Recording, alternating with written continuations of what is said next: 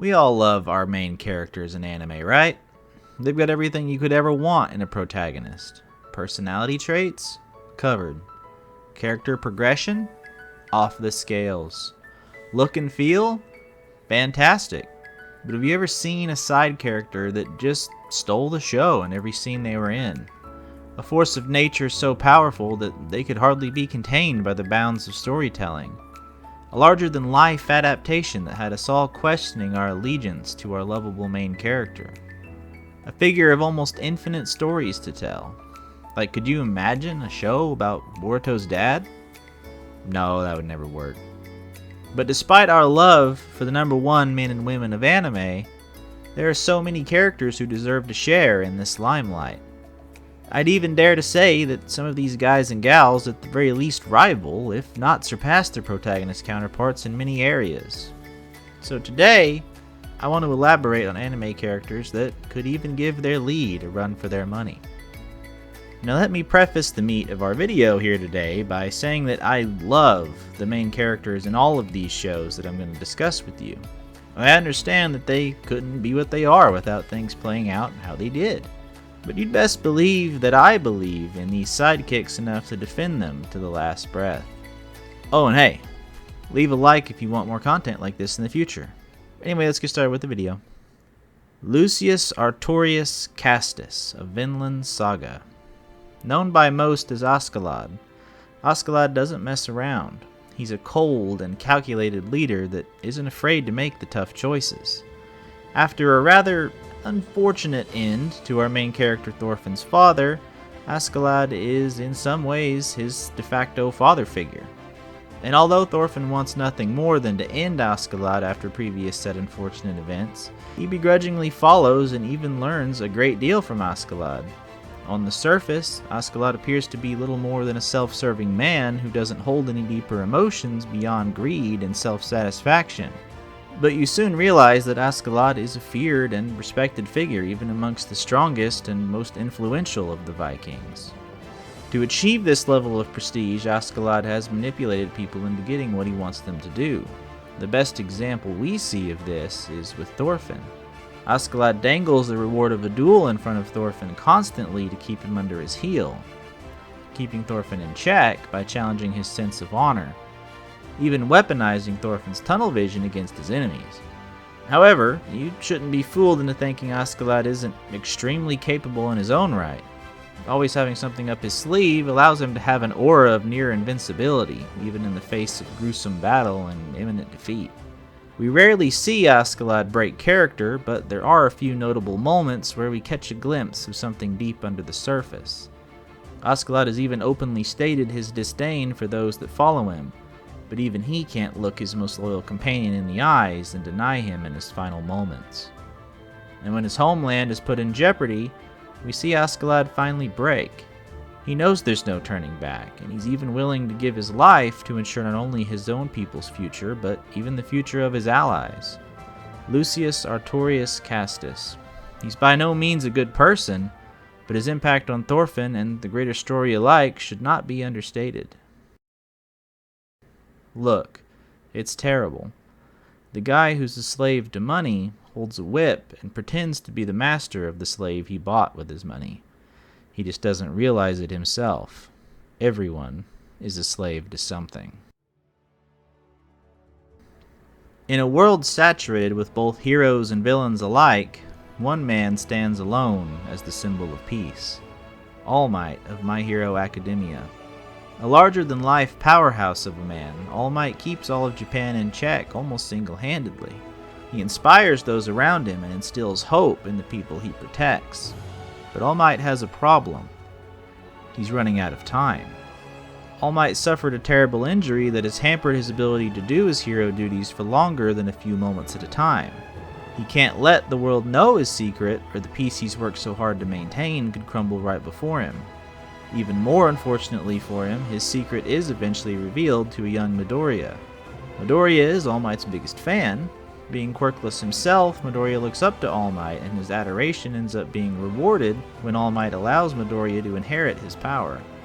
We later learn that in doing this, All Might has essentially signed away his own future by placing his trust in the generations to come. A debilitating injury on top of his own power now dwindling, All Might must quickly train up the next defenders of peace before it's too late. To those around him, All Might appears to be an unstoppable force that cannot be deterred. To All Might himself, he's an ever-weakening man who's putting on a front for those he protects. He fears the day he can no longer stand up to those who would do harm. Not out of fear for his own well-being, but because he truly cares for his people. Despite his power shrinking by the day and his own self-doubt, All Might continues to carry his signature smile, never letting those around him lose hope. He plays a fatherly role to all the students under his care, and he does his absolute best to keep the villains at bay. Eventually, however, All Might is forced into a corner, his ultimate battle bringing about the official passing of the torch to the new symbols of peace. I smile to show the pressure of heroes and to trick the fear inside of me. The uncorruptible man, trying to rise the ranks of a more than corrupt hierarchy.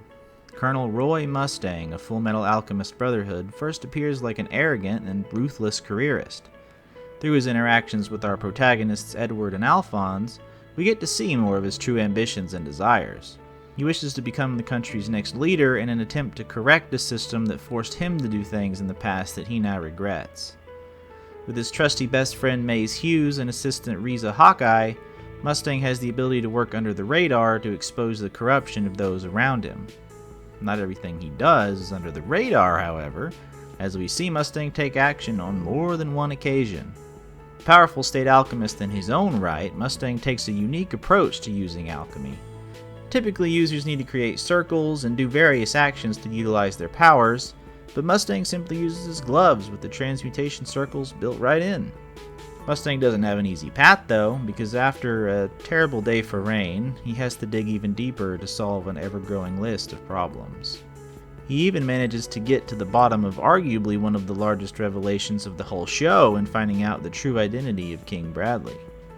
These findings don't come without a cost, as Mustang is essentially sidelined due to his ever-increasing threat level. He isn't on the bench for long though, and after getting back into the action we get to see Mustang's darker side on full display. His battle with Envy brings out such a rage in Mustang that he very nearly loses himself. If not for the strong network of friends and subordinates around him, he very well may have. His resolve and ambition even end up costing him his ability to see. But in spite of continued hardship, Mustang never gives up, and he won't stop until he achieves his goals. Life that has been lost cannot be brought back again. That very truth is what shows us the meaning and value of living. An infinitely powerful man, restricted only by the politics of his own world. Satoru Gojo is the strongest. At least, that's the claim he makes. One might consider this to be a bold claim, but Gojo can certainly back up this statement in his actions. He's outwardly nonchalant and goofy, almost giving off the impression of being harmless. Even against his foes, we typically see Gojo playing with his opponents. He also introduces our young lead man Itadori to the world of sorcery. In doing so, we get to see Gojo in a much more light-hearted sense in many cases. But in contrast with Gojo's bright personality, we're later clued in to his darker past. Gojo was destined to succeed from the very beginning, a member of a powerful clan that has allowed him to achieve great ability from a very young age. Alongside him is his partner on many missions, as well as his best friend, Geto.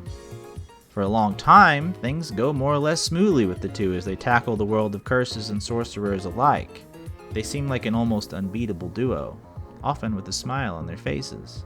One particular mission would go on to have far-reaching implications for both, however.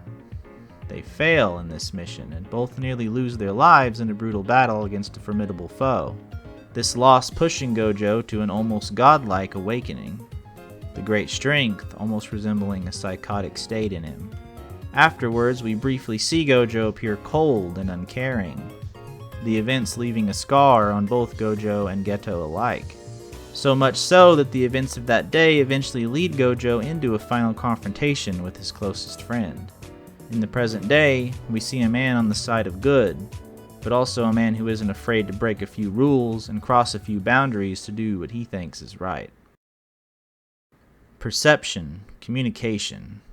Every action associated with living is forcibly repeated an infinite number of times.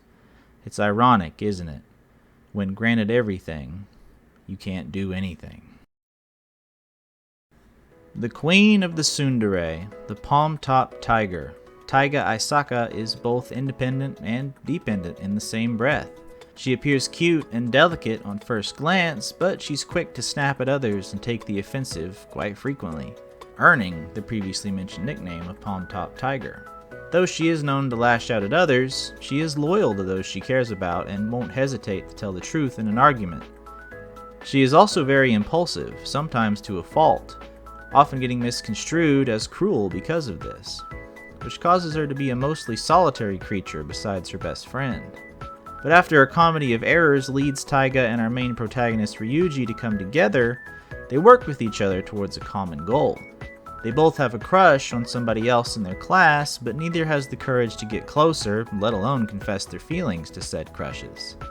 As their partnership begins to develop further, we get to see the more dependent side of Taiga, as she and her parents never really got along well, and Taiga never had the development she needed to get the best start in life. Because of this, she ends up leaving her parents and living on her own. But by being on her own, she doesn't take the best care of herself, and she begins to rely on Ryuji heavily for food and basic needs alike. She frames the relationship as though Ryuji is her servant, but we see that Taiga begins caring for Ryuji fairly early in the story. The two become closer as time goes on, and the duo frequently even makes plans to further their goals, but often Taiga succumbs to her clumsiness and causes more problems for the two of them. Over time, things begin to change between the two. What they thought they were looking for in their love interests, they actually find in one another. We see Taiga's hardened exterior begin to fade as she finally lets people in, her story ultimately coming full circle as she finds a way ahead for her and those she cares about. It doesn't matter if you grew up without parents, and it doesn't matter if you don't believe in God. There's someone out there watching over you. No story is complete without a diverse cast of characters making their worlds feel alive. The main character may be who the story revolves around, but they can only get so far without the support of their peers. Side characters deserve the utmost respect, and I'll probably make more videos of this style in the future, because there was a list of a dozen other characters that came to mind when I was brainstorming this topic. Anyway, please let me know what topics you want to see me tackle in the future. I've already taken inspiration from my friends in making these first few videos, and I'd be more than happy to have your feedback as well. Speaking of which, check out my other anime videos on the screen and consider subscribing to see more in the future. And with that said, I look forward to seeing you there, fellow anime lovers. Bye bye for now.